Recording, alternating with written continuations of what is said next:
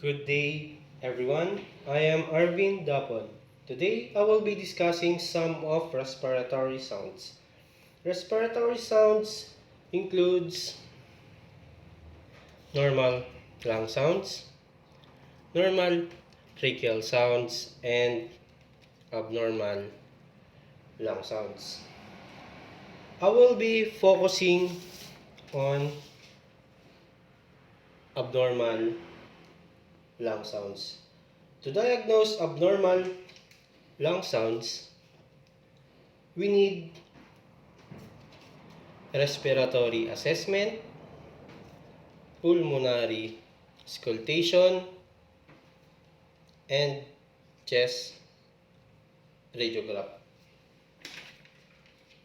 Abnormal lung sounds composed of discontinuous and continuous. Discontinuous composed of crackles. Crackles have two types, the fine crackles and the coarse crackles. Let's discuss first the crackles. Crackles is a high pitch sounds and it sounds like this.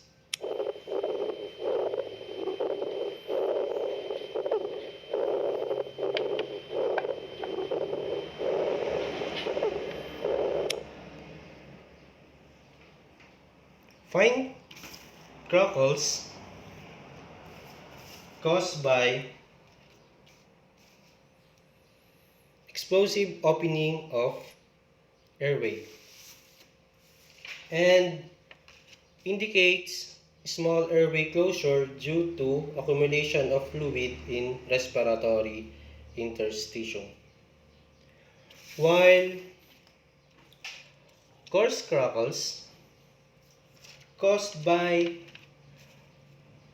mobilization of secretion on upper respiratory tract. The treatment of crackles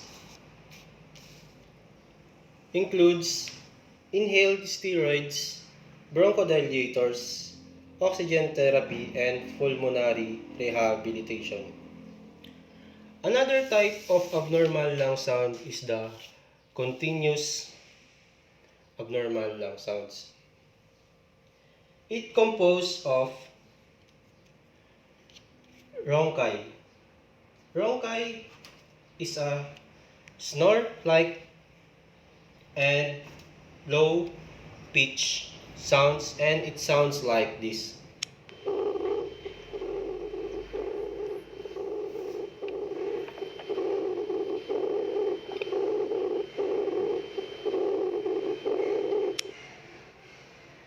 Rhonchi caused by rupture of fluid films formed by airway secretion and indicates vibration or collapse of large airways.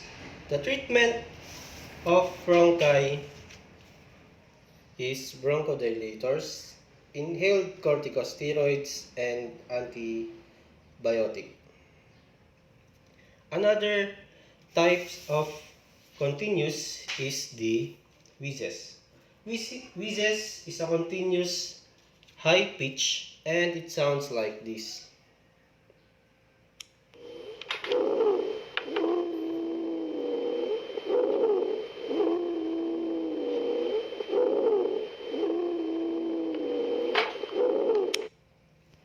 Wheezes cause small airway disease with exudate and indicates presence of partial obstruction or bronchospasm.